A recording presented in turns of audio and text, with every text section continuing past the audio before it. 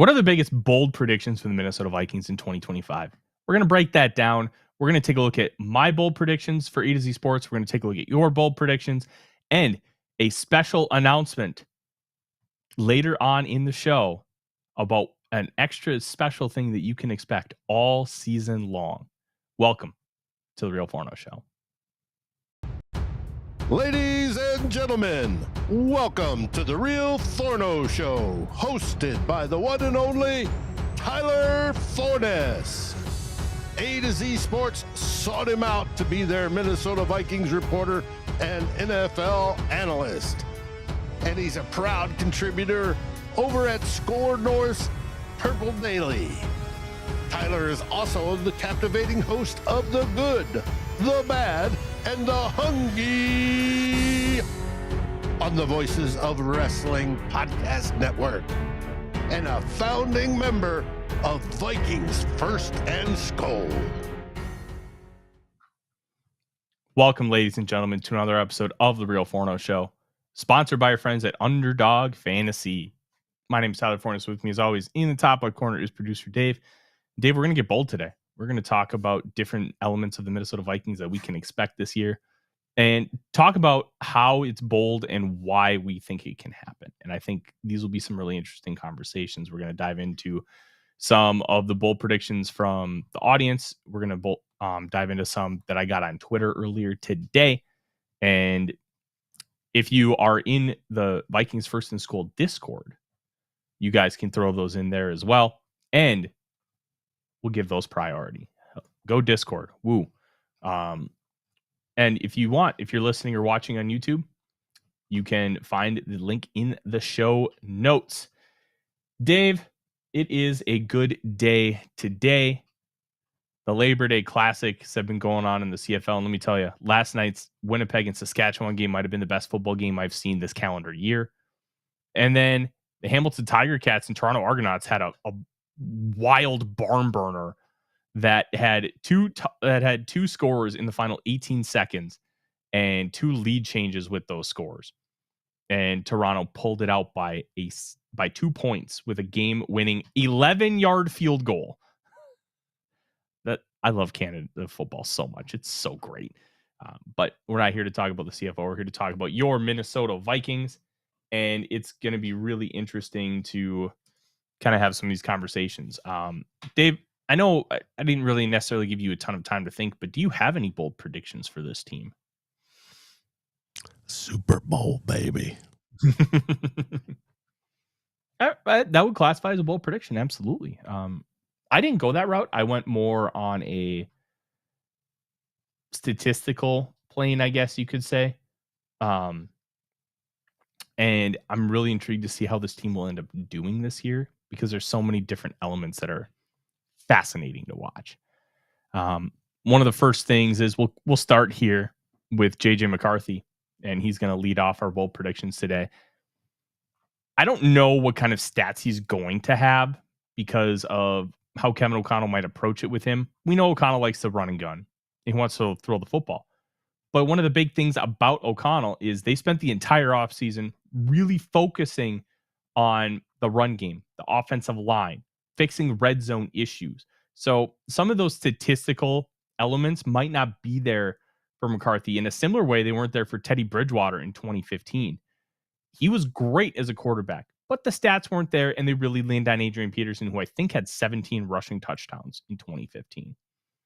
They really wanted to pound the rock, and when it came down to brass tacks in the red zone, Bridgewater wasn't the priority. And I think that same thing could happen to McCarthy, which is why my first bold prediction is a little ambiguous just because there's so many unknowns.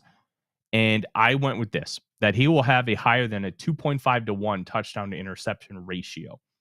That doesn't seem like a super high percentage, especially with some of these quarterbacks. Like Aaron Rodgers will have like 40 touchdowns and 4 picks. That's 10 to 1.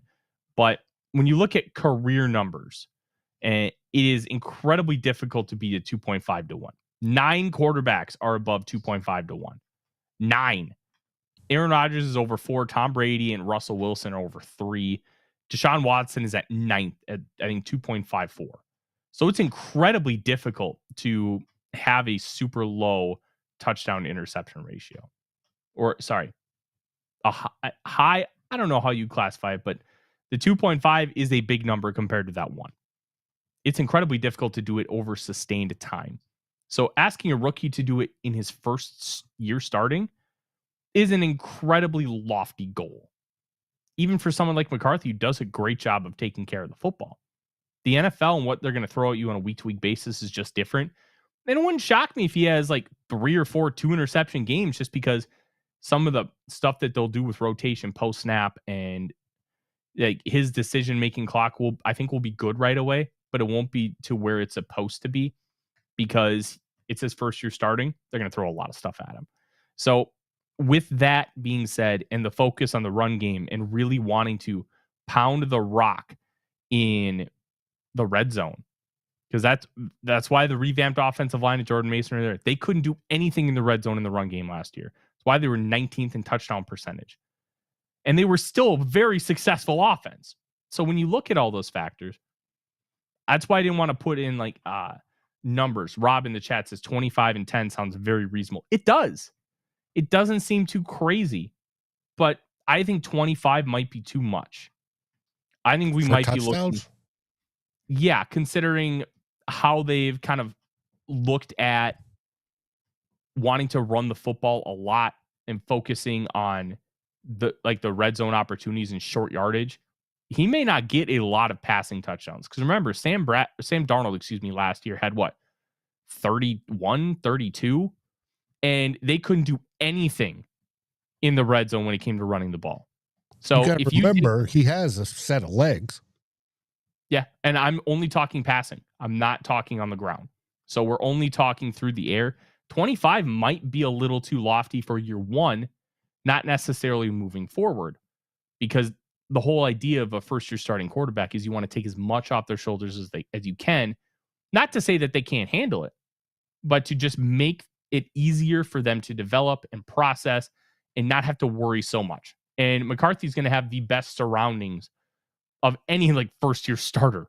It's bonkers what he's walking into. Him and Patrick Mahomes are like on the same level in that sense, where Mahomes was walking into, I think, a 13-3 team. And it's like, hey, go to work. You got Tyreek Hill, you got Travis Kelce, you have a solid run game, you have solid secondary options and good offensive line. And remember, this is 2018. The offensive line had some big issues, but those didn't really come about until 2020. And a lot of those issues had to do with injuries. They were decimated by injuries at the end of that 2020 season. Mahomes just threw for 50 and 10. He had an MVP year his first year starting. I don't expect that from McCarthy. I don't think anybody would. It'd be phenomenal if we got it, but asking McCarthy as a first-year starter to perform at a historic level is just unrealistic expectations. So, and I think, honestly, 2.5 to 1 might be unrealistic expectations for him, but that's why it's a bold prediction. Because I think he's got good decision-making. He's got a good head on his shoulders. He understands the offense. He understands how to read coverages post-snap. He understands progressions very well, going from A, B, C to D, and all the way back to the other side of the field. And he has legs, so he will be less likely to try and hit those super tight windows when he can just run and get 7 yards. Like, that's going to be the biggest difference between like him and Kirk Cousins, where Cousins did not want to run at all. He wanted to stay in the pocket. And McCarthy wants to stay in the pocket, but he's way more willing when things collapse to just take the yards and go. And I like where things are at with McCarthy from that standpoint. Now, how much will they throw versus run? I think could throw this into a different stratosphere.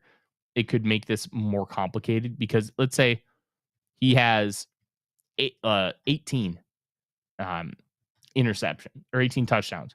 It would be about 7 interceptions that he could have.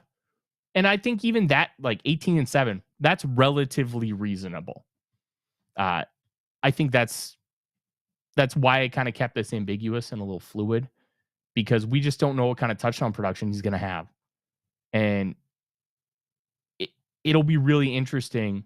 And I don't say that a lot, but we've done projections all summer. And we have tried to figure out what this offense is going to look like, what this defense is going to look like, how they're going to treat JJ McCarthy. But when it comes down to brass tacks and Kevin O'Connell's got to call that play, we don't really know yet. If it's 4th and 2, are they going to put it in his hands like they did with Sam Darnold against the Green Bay Packers when it was like 3rd down and he had to make that throw to CJ Ham to seal the deal? Will they trust McCarthy with that? And if they do trust him, at what point in the season are they going to trust him with that throw? Like, these are questions that we think we know, but we really don't until the situation happens. And that's why I kept it as just a 2.5 to 1 ratio, because he did a really good job of keeping the ball outside of the defense's hands, outside of like a couple games his final year. That Bowling Green game where he threw 3 picks was just, it was almost like a preseason practice where he was just trying shit to see if it would work, and it didn't. That was the vibe I got from watching that game, because during the pre-draft process, a lot of people like, how do you throw 3 picks against Bowling Green? He treated it like training camp. He wanted to figure out what he could get away with. And honestly, stuff like that helps you try to win a national title.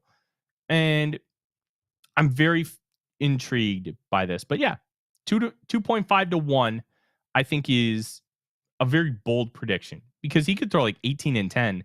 And I don't think it would be a disaster of a year, because touchdowns for a singular person stat are very random. Team touchdowns are not as random. And I think that's a big disconnect when I kind of use that phrase, touchdowns are random. Calvin Johnson is year with 1,964 receiving yards. Dave, he had 4 touchdowns. I remember that dude got tackled inside the 5 like at least 6 to 8 times. And guess who got those touchdowns? Not Calvin Johnson. But I believe on maybe all but one of those drives, the Lions scored a touchdown. And that's where, when you look at one individual person's stat, it's hard to really discredit them for it, because McCarthy's going to lead his team to a touchdown, but he doesn't get credit for it. Who cares? The team scored. That's what really matters. And that's why if he has like an 18-10 season, it's not panic mode. If he throws with Jordan Mason having like 10 touchdowns Mm-hmm. himself, and Aaron Jones with another 3. Yeah. Like, if you have, last year, the Vikings only had 9 rushing touchdowns. 9. Absurdly low. I believe it was 2023. Alexander Mattison didn't have a single one. He was the top running back on the team. They've had problems of being able to put the ball in the end zone with their running backs. This season, they shouldn't have that problem. We'll see. And then if they have that problem this year, I think you have to look inward in Kevin O'Connell's run game design and how it's just not able to really function at a high level that you need it to. So I think team touchdowns will be the most interesting one. And I would expect the team touchdowns to be close to 50, which would be 3 per game. 51 is 3 touchdowns per game. I don't think that's incredibly lofty for the talent on this team. Not considering we want to score 35 points a game. I think they'll score in the early to mid 20s, probably closer to like 25-ish. How was that bold? What? You asked for bold predictions, and you're saying, that's 20 to 25 is. I'm not making a bold prediction with how many points I think they'll score. If you were to make a bold prediction, it'd be 30 points a game. But I think they're really going to focus on making McCarthy's job easy, and that's going to be pounding the rock. That's going to be ball control. And then as the season goes on, they'll start trusting him more and more, and then they'll air it out. And all those elements will combine. And I think by the end of the season, we'll really have a good sense of what McCarthy is and how much O'Connell really does trust him. But yeah, I think 2 to 5 to 1 it feels somewhat realistic, but it's also pretty bold when you look at some of the historical numbers. Like Aaron Rodgers having an over 4 touchdown interception ratio when only 9 players have over 2.5 is absurd. It's just wild to think about. But that's where we're at. I will say my second bold prediction, Dave, is that Jordan Mason runs for 10 plus touchdowns. And that kind of ties into everything we talked about. It's hard to say that X running back is going to score 10 plus touchdowns, especially when they're the 1B.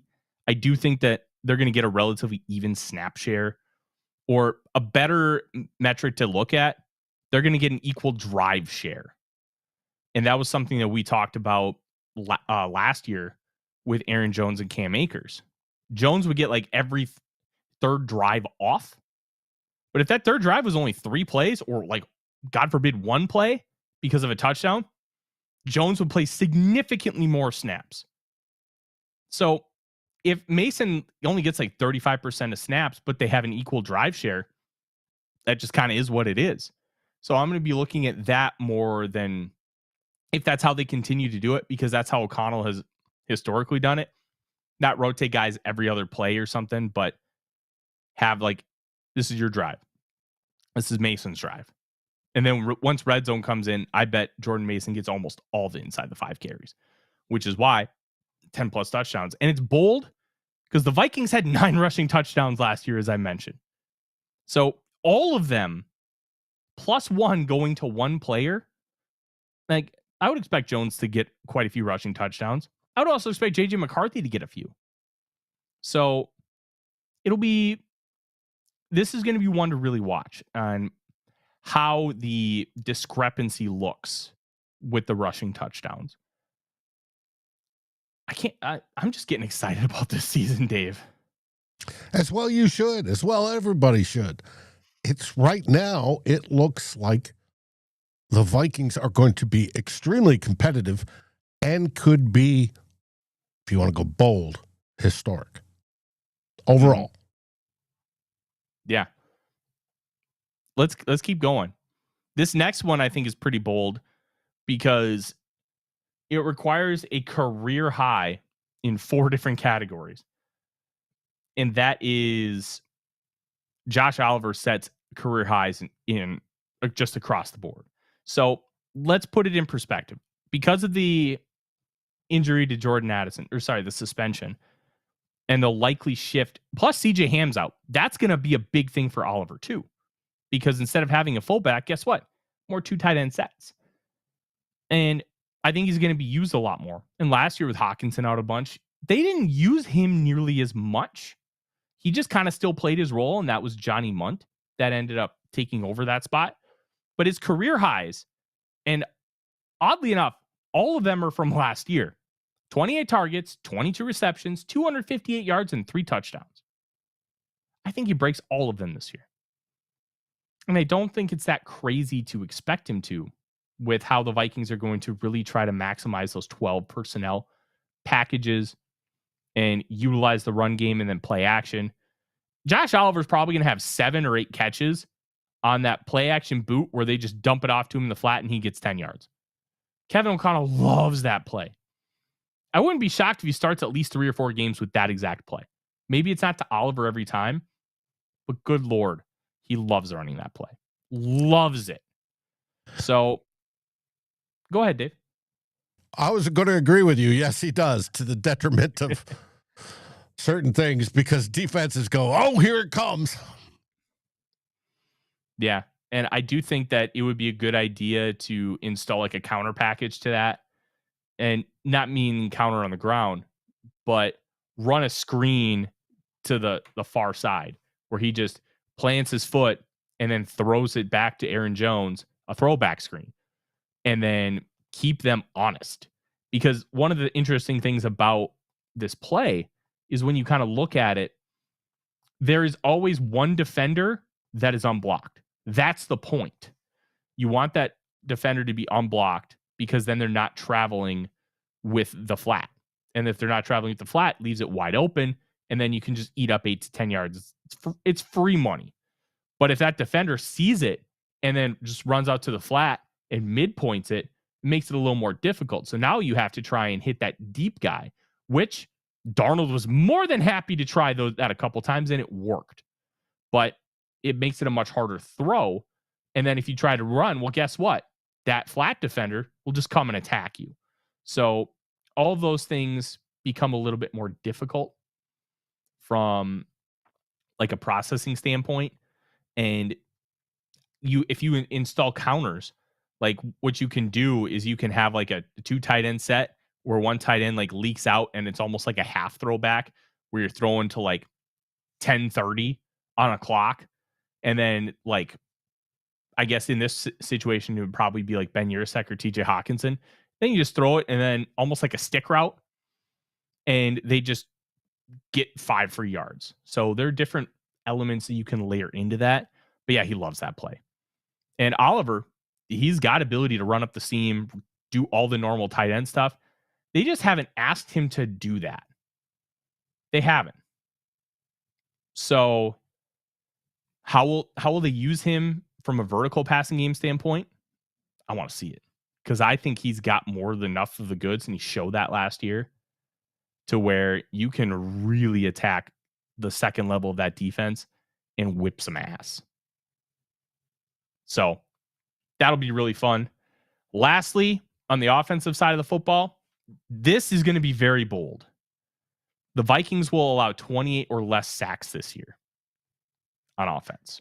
And it comes from a couple different ways. Yeah, Dave, it is very bold. Last year, the Vikings allowed 48 sacks, just under 3 per game. When you look at how those sacks were generated, Sam Darnold also was top 5 in time to throw. He wanted to hold on to that football.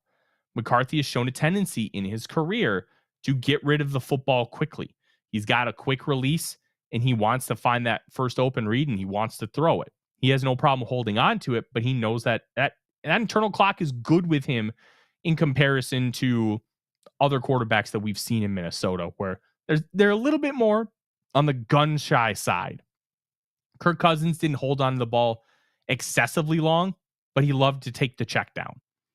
And McCarthy, I think, is going to have a really nice balance once he gets settled in of trying to attack vertically while also playing it smart.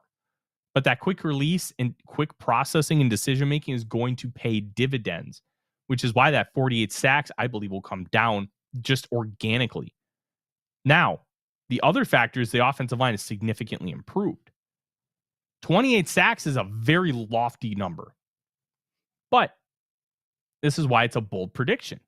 Because if you just ask JJ McCarthy to play a little quicker, to hit that and not always try to throw it down the field. Well, I mean, let's not get it twisted. Darnold was phenomenal. He was the best quarterback throwing 20 plus yards in the National Football League last year, bar none. But it comes with a consequence when your offensive line struggles to protect for 4 or 5 seconds.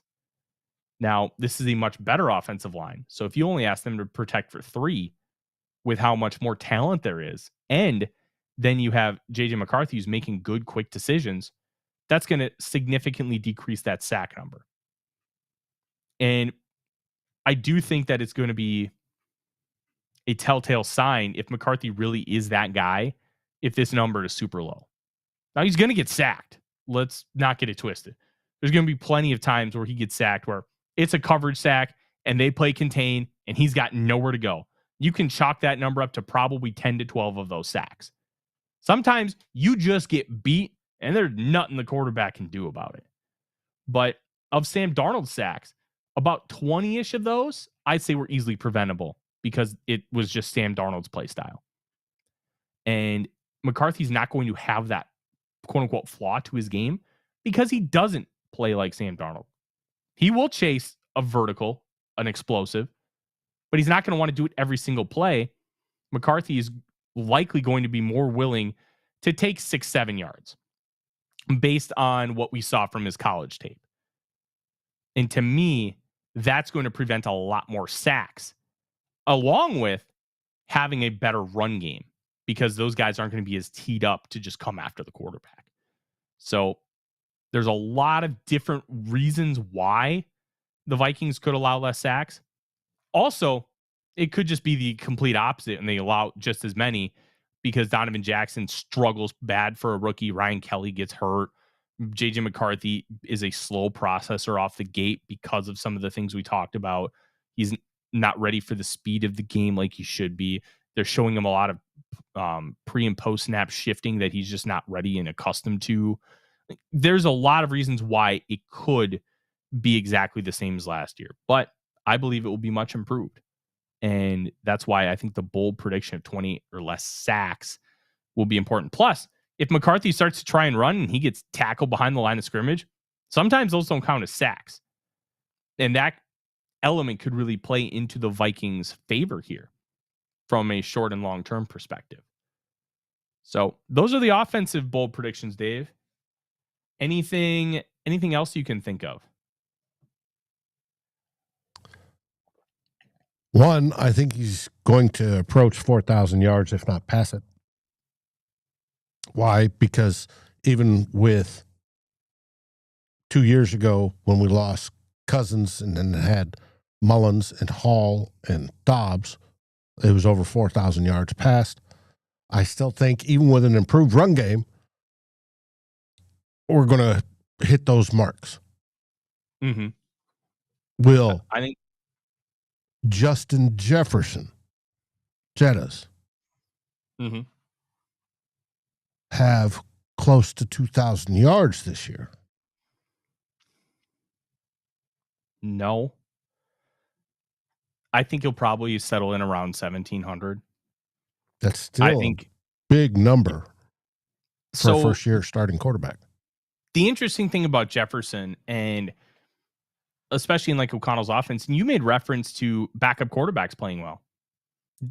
It's a relatively small sample size, but I do think when you look at the fact that he started with Kirk, and then he had those multitude of backups, and then he had Sam Darnold, who had never really produced for a year, and he produced really well. He's pretty quarterback proof, Dave.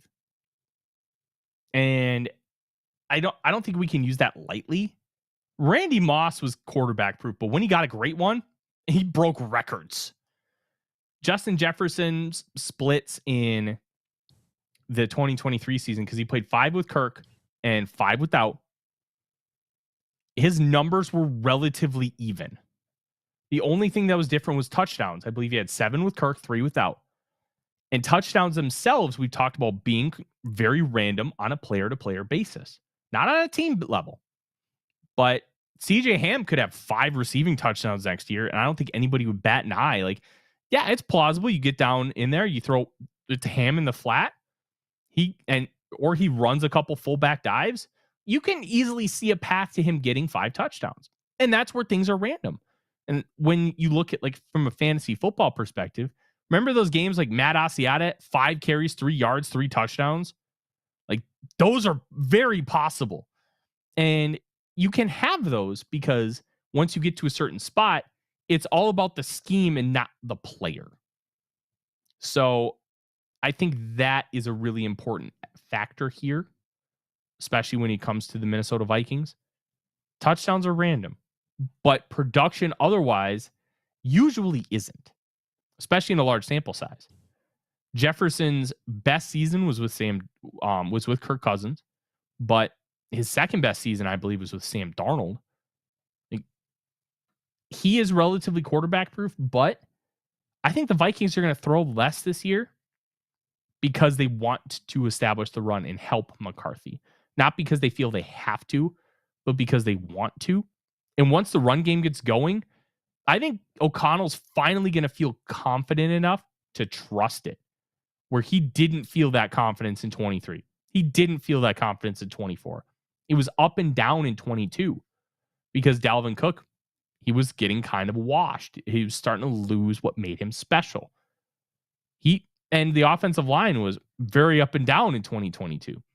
So Kevin O'Connell calling more run plays is, to me, based on his level of confidence in what the run game is going to bring more than anything else.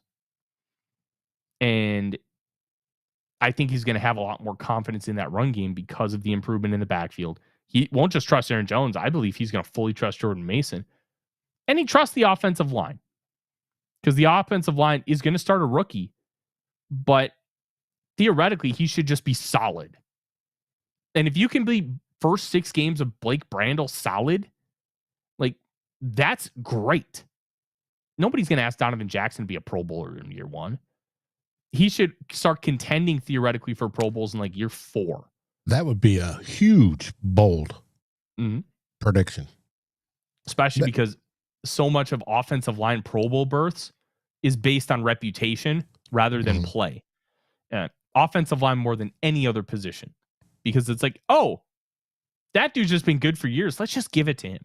Like Zach Martin was that kind of guy, except Martin deserved it every single year. But like Quentin Nelson had a down year in 23, and I think he was a Pro Bowler. Well, did he really deserve it? No. Did he get it because he was Quentin Nelson? Yeah. That happens. That idea happens a lot with that position. Because the production is not tangible like it is with running backs or wide receivers or quarterbacks or even like defensive backs, because, oh, Byron Murphy had 6 interceptions. He was really good. He was also really good when on plays he didn't get interceptions. But they see that number, and it's really hard to keep track of all 32 teams. So there are levels to it. The offensive line is very hard to make a Pro Bowl. It would not shock me if Christian Darrisaw makes like 4 Pro Bowls in his entire career. Why? Nothing to do with Darrisaw being bad. Darrisaw is probably like the 7th or 8th best offensive tackle in the National Football League. But ahead of him, you have Penei Sewell, you have Trent Williams, you have Lane Johnson. There are only 3 offensive tackles, 3 per year, that make the Pro Bowl. How's Darrisaw going to make it? Not his fault. Darrisaw is probably the 4th best of that group. 4th doesn't make the Pro Bowl. So that's where, with especially offensive line, we got to be careful. And that's why watching the film, I always say it's so important to watch. Odie, you're fine. No barking. Hey, the people haven't seen Odie in a while. But speaking of offensive bold predictions, you talked about Josh Oliver. You forgot the security blanket that is TJ Hockenson. Is Hockenson due for a personal best for him season? Say 1,100 yards. That's certainly possible, yeah.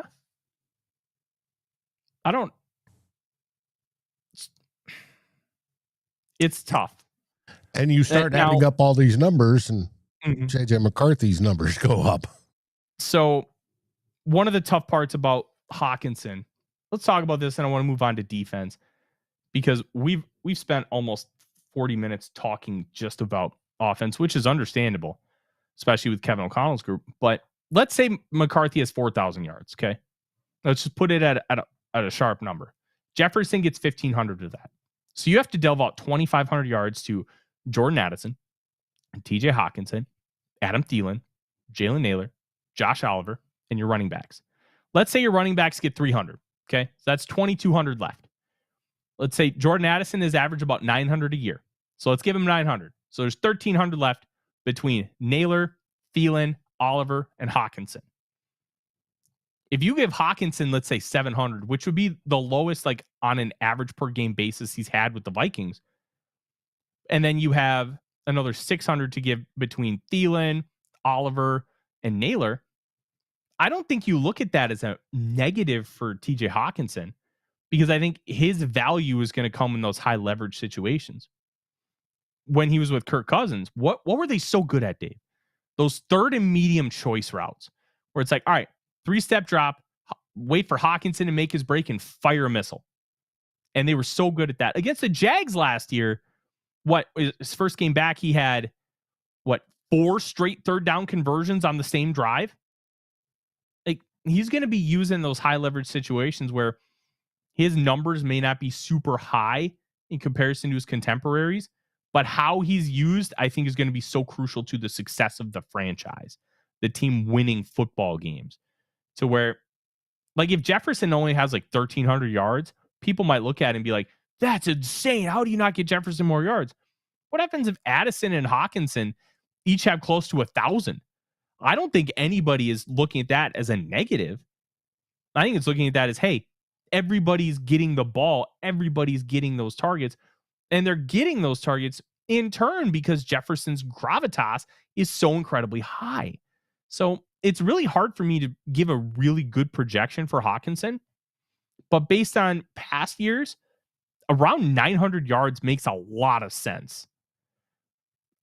The one thing, and I know Rob in the chat just put up like numbers of KOC's passing offense. I think the confidence in the run game is going to take away from some of those yardage numbers because he's never really had that consistently.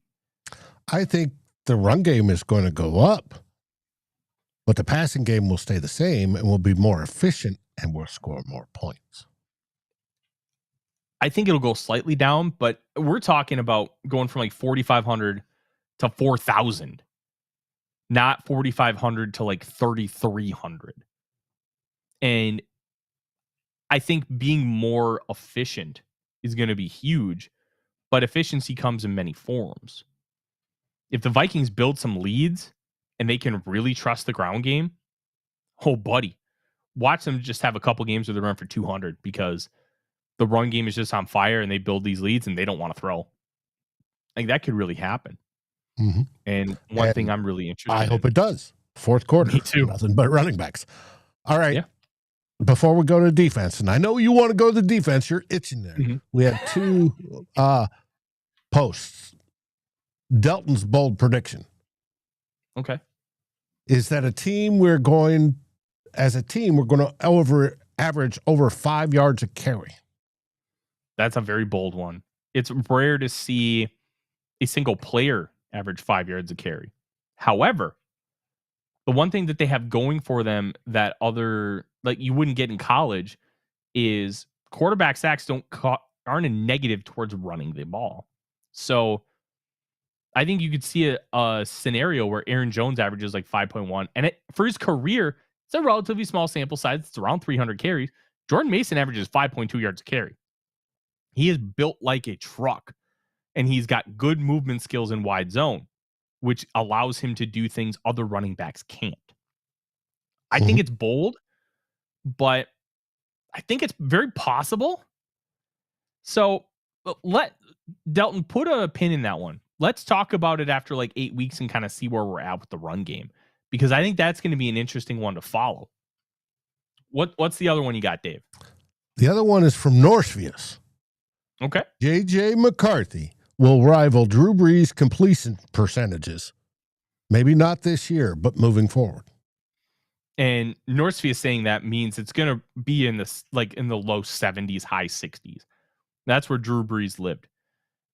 Sam Bradford set the record for completion percentage. Actually, Dante Culpepper did too in 2004.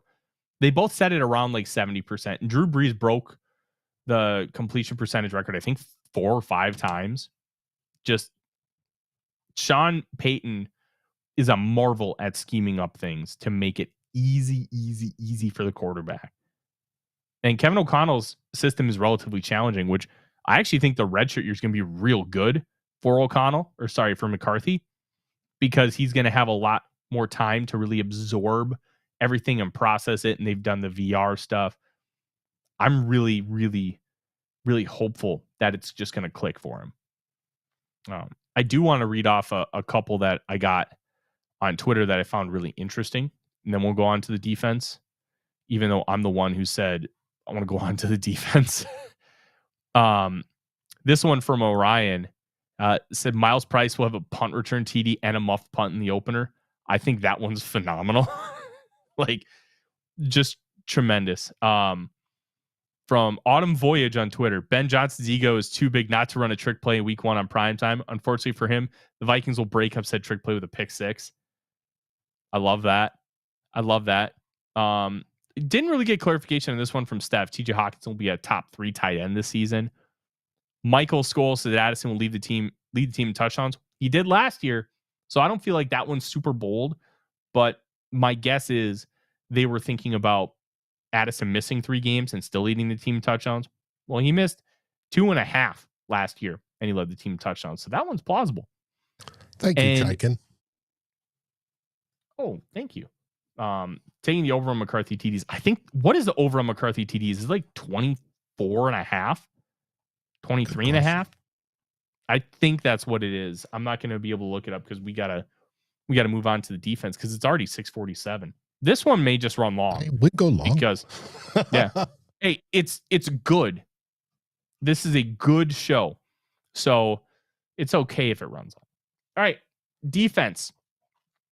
This one is going to be really interesting.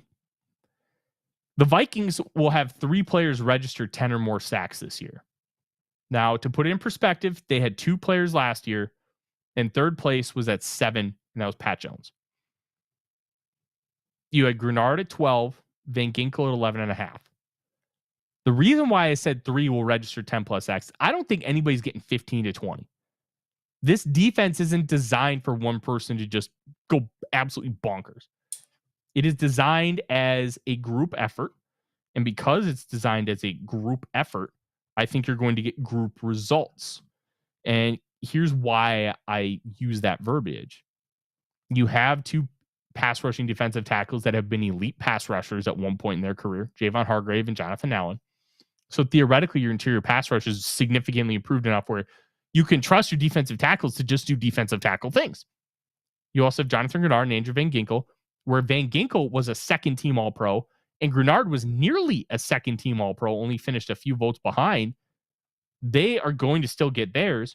And then you have Dallas Turner, who's going to play a significant role for this team, and it would not be shocking if he approached close to 10 sacks. The way that they're talking, I would not be surprised to see Dallas Turner play close to 800 snaps this year. They really do view him as another starter, and they can use him in a multitude of ways, playing him off the ball, playing him on the ball, lining him up wide, lining him up in A or B gaps, and just doing all kinds of crazy stuff because Flores, in a complimentary way, is an absolute psychopath. I love watching defensive coordinators who's just like, screw it. Let's just try weird stuff. And because that's how creativity happens. That's how evolution happens within defenses. So I think 3 players with 10 sacks, the Vikings should be able to theoretically get around 50 sacks again. I think that's very plausible with what their talent level is in the front 7, with the guys that they have and how they're going to be schemed up.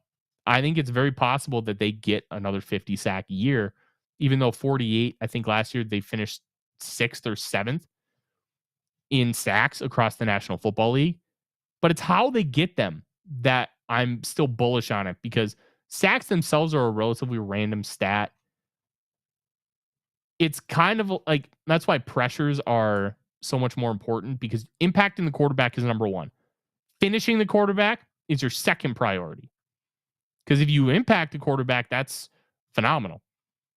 But you're not always going to be able to finish. How impactful can you be? And that's what really separates the good from the great pass rushers. The great ones finish. The good ones get there. And with the talent on this team, would not be surprised if you had multiple different players have high levels of sack numbers. But getting pressure, I think Grenard is still going to lead the team in pressures. Van Ginkel will probably be a close second. But maybe they push the quarterback into Jonathan Allen like 3 times, and then that gets him to the 10. They'll push the quarterback to Dallas Turner. Maybe Jonathan Allen gets upfield, and then all of a sudden they just run right into Grenard. That's why I see this as more of a team stat for how the Vikings are going to utilize the pass rush, and why I just looked at it. 3 guys are going to have high numbers versus like, oh, you knew Reggie White was getting like 15 plus sacks every single year, but the way they structure their defenses in Philadelphia and Green Bay back in those days, it was to just get that guy loose and let him wreak havoc. This is more of a team-centric philosophy about just making sure the quarterback has a rough time. And that's why it wouldn't shock me if nobody has more than like 13 sacks, but a bunch of guys have high sack numbers. So that's how I'm going for it. Any thoughts there, Dave? I think it's a great idea that how the team works. I listened to a podcast today and I couldn't remember which one, but they were talking about Brian Flores. And somebody was coming in and goes, well, what am I supposed to learn? And I go, I don't know. He sort of makes it up as he goes. But we're missing with, what's the kid's name? Who left? The sack cleanup artist. And it's going to be interesting to who is that done because it's schemed that way, or is it done because of just, pure luck here around there when Van Ginkel or Grenard pushes the quarterback your direction. But what I see for a bold prediction is that Ginkel, Grenard, and number 15 get double digits, all three of them. Okay. And that our sack numbers for total sacks are around 50 to 60. I think it's very possible. The reason why I'm so bullish on the sacks also kind of leads into my next one, which is not going to be popular. Thank but you, I want everybody Kubler being my missing brain cell. Yes. I want you to hear me out before you make any kind of comments like, "Oh, you're an idiot," because I think the context of this is going to be way more important. I don't think I've ever called you an idiot. Oh, I've been called an idiot plenty. It's okay. I don't think cornerback will be a problem if they stay healthy, the top three guys. And here's why I say that. Cornerback itself is a weak link position. It's also massively impacted by the success of your front. If your front continuously gets home, cornerback becomes significantly easier to play. They're also going to be utilizing a lot of zone. And the players that they have are really good at being able to utilize how Flores likes to play zone. You lean back, you click and close, and you drive fast on the football. All three of the guys, Murphy, Rogers, and Okudah, can do that very, very well. You have all those elements. Plus, if they're impacting the throw, well, guess what? They're only going to have to cover for like 3 seconds. That's the idea. So this isn't a great corner room. It's going to be, in my opinion, massively addressed. I would not be shocked if they get a high-profile free agent plus 2 draft picks in this room next year.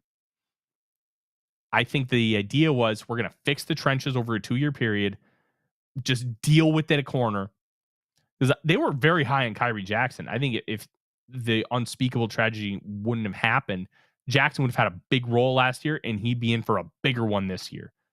I think that was their idea. But life happens, and unfortunately, that was not able to come to fruition. I think they're going to spend a first-round pick on a corner. I think they're going to spend another day 2 pick on a corner. And they're going to try and get good results from those players. Because if you have a first-round pick and you have Isaiah Rodgers and Byron Murphy Jr., that third corner, that first-round corner is going to be your nickel guy. And I think that's a good spot for him to land. And as long as Okudah doesn't prove himself to be this huge liability, which in man coverage he can be, but I don't think they're going to play a lot of man this year. I think it's going to be a lot more zone and man match kind of concepts. You get a pass rush, and that's what's going to matter. It's going to make their job easier. And you know what Okudah can do that Gilmore and Griffin could not do last year?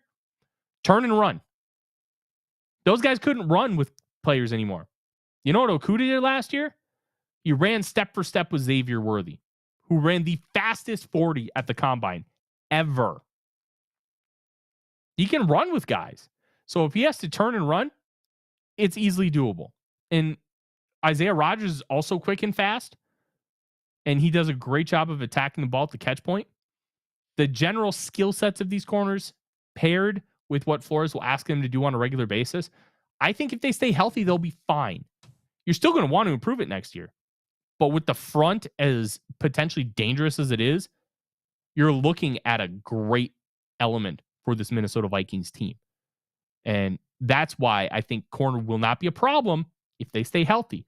If they get hurt, oh, buddy, it could get bad. And it could get bad fast. And that is not a place you want to live. Right. So, but we play big nickel. There's ways to combat it if it is. Now, Son of Beavers is a bold prediction.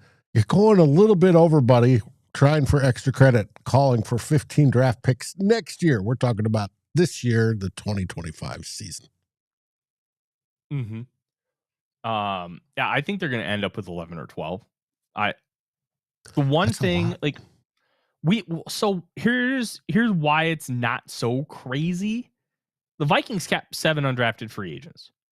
If they have a 9-man draft class and they kept 3 of those guys, I don't really think that's a big deal. So 11 guys. And you know what? Kwesi's probably going to end up using some of those draft picks to maneuver up the board. Hey, we have a comp pick and we have a 6th rounder. Let's give a 6th rounder to move up 7 spots and go get a dude that we really want.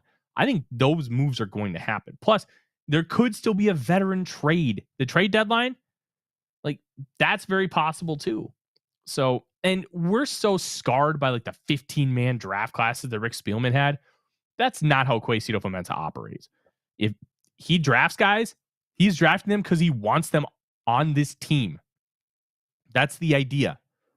They give draft picks a longer leash than some other teams do.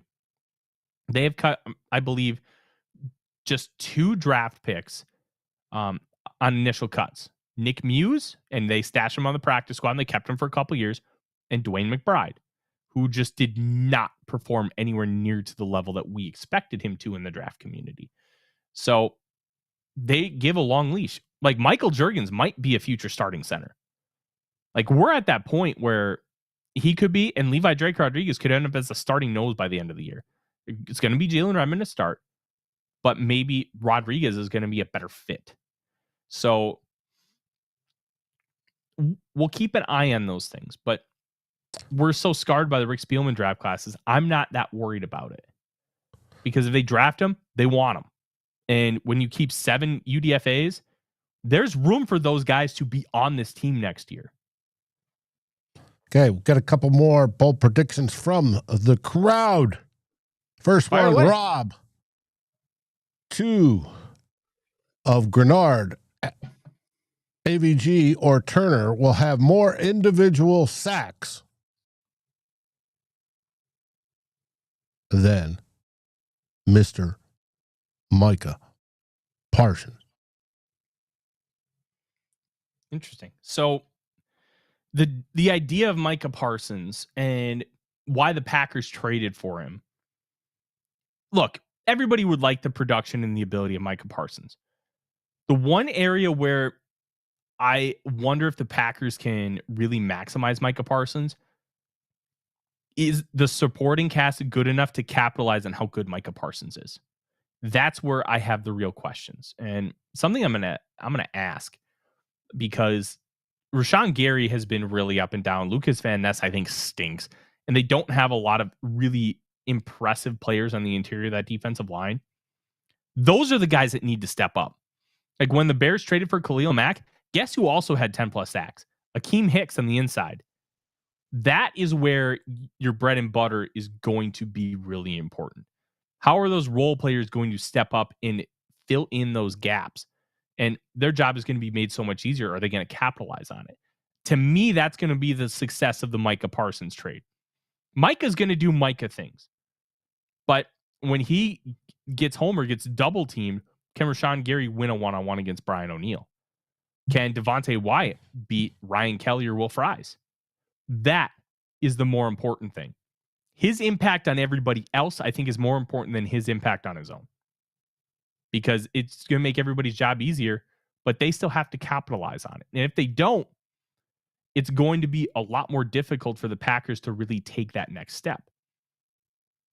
That is, to me, the most interesting thing when it comes to the Packers really being a great football team. How the other guys handle it. But as a whole... Well, that and their quarterback, their professional quarterback, how well does he play? It's so weird because I don't think he's that good. But when you look at numbers like EPA, QBR, CPOE, he's good. It's the most interesting dichotomy between a quarterback that some people think is really good and some people think is just average. I'm really interested to see if he can take another step, because the Vikings cooked his ass in 3 of the 4 games. The first game, they destroyed him. The second game, it was like they were mentally checked out. And it was that primetime game that Jaron Hall started. And then both games last year, they whipped his ass for 2.5 quarters. And then it was almost like for pity to let him back into the game. So I want to see if he can grow. We'll see. But this is not a Packers podcast. So we'll stop. Well, I we'll will see stop if talking Flores about can grow instead of letting them back in. Just continue to do it for Mhm. 4 full quarters. I agree. Now, one last one. Robbie, bold prediction. Vikes lead the league in sacks. A lot of teams on the Vikes schedule haven't seen Flores in a long time, i.e., excluding the NFC North.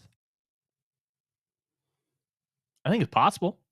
I think that's a really good bold prediction that feels plausible. It's not like an out of left field one. That's a very calculated, well thought out one. Kudos to Rob for coming up with that, because that is one that would still be bold based on like last year and all the good teams around the league. Being first is a lofty goal, but with the talent, I don't think anybody would be too surprised. So very well done. Let's look at my last two. The Vikings run defense will finish in the top 10. This one is my least bold of all of them. They were a top 5 run defense last year. They were second in stopping the run. Some of that had to do with the offense taking some really big leads. Some of that had to do with the fact that their run defense was Harrison Phillips, Jerry Tillery, and Jalen Redmond, and Jonathan Bullard. They were not equipped to rush the passer last year, so they stopped the run. This year, it's a little bold because they are not equipped to stop the run on the defensive front. They are equipped to rush the passer. So I believe there's going to be some significant regression. Now, how significant will it be? I think they can still finish top 10 because you still have Blake Cashman, you still have Ivan Pace, and they can do some funky things with run fits. So this is my least bold, but I still think it's kind of bold because they're taking such a downgrade at all 3 spots when they're with their starting lineup. Because I think Jalen Redmond's a downgrade by sliding him over to nose tackle. I think it's a downgrade from Harrison Phillips, but trading Phillips is kind of like that necessary evil when it comes to the salary cap. So it just kind of is what it is. Plus, they're just prioritizing getting a good pass rush more than stopping the run, which has its positives and negatives. And one of those is going to be they're going to take a hit when it comes to the run.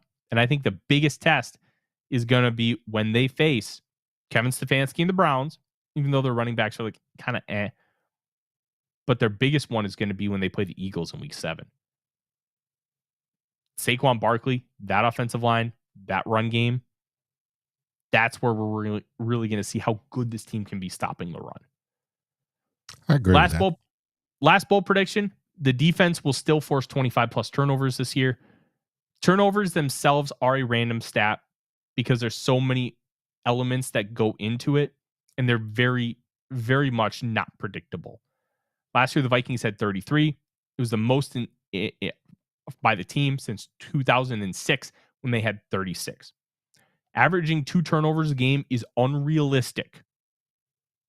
Now, one of the reasons why I still think that they'll not going to drop more than 8 is because Brian Flores' aggressive style of defense is going to put you into more advantageous situations to force turnovers than an average defense, than like, say, a Vic Fangio, because of how they go about their business. That's going to be a big factor here, Dave.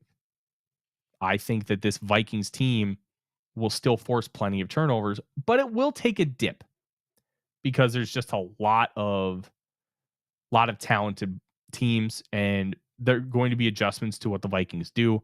And 33 is just unrealistic. If they do it again, holy shit, good for them. That rules. It's also going to be incredibly difficult. I have one that mirrors that. Brian Flores earns Assistant Coach of the Year.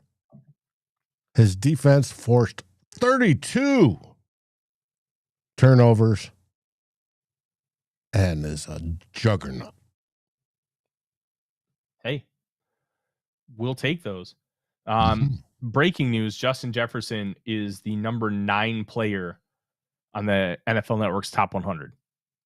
Good. I think that's a little low, but whatever. Who cares? How many wide receivers are ahead of him? I think it's saw just that Jamar short of yours, and I was just like, you gotta be kidding me.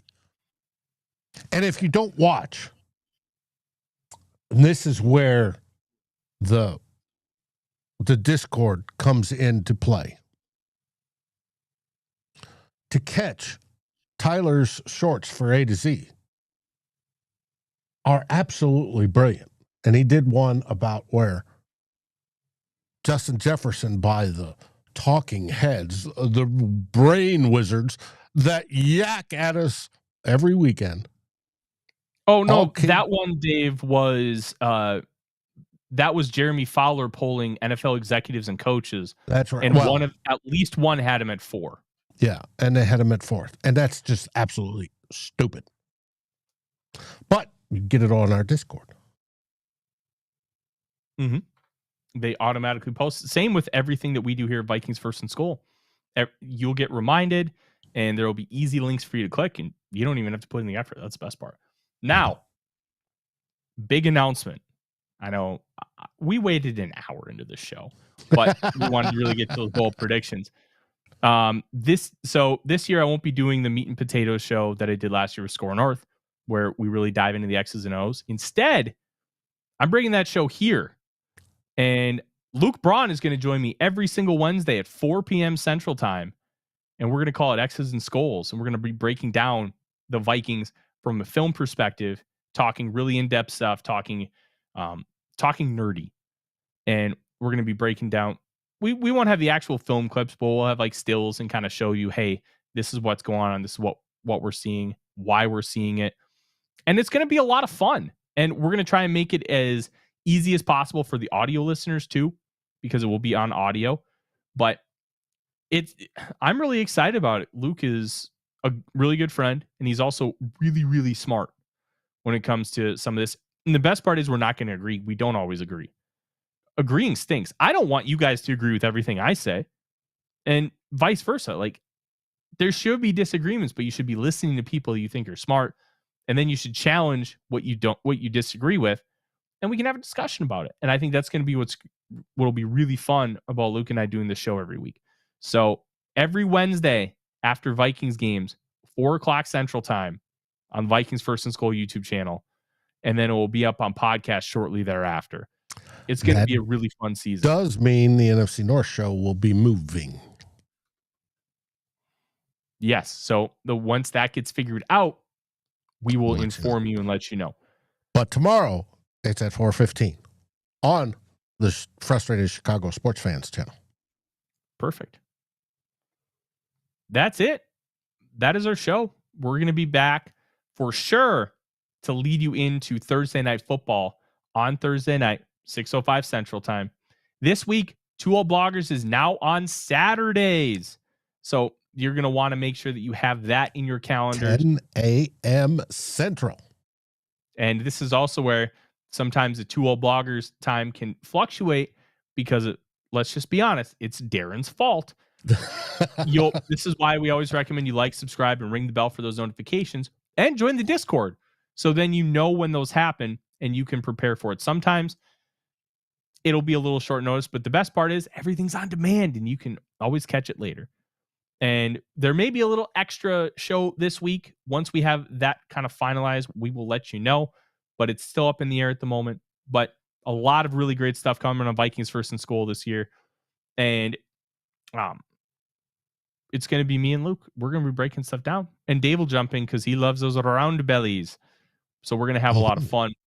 It's going to be a great year for Vikings First and SKOL. Make sure you like, subscribe, ring that bell for notifications. We are so close to 6,000 YouTube subscribers. I would love to see that by midnight tonight hit that 6,000 mark, because I think that would be pretty cool. And until I see you later this week, I am Tyler. He is Dave. SKOL Vikings, everybody. SKOL Vikings.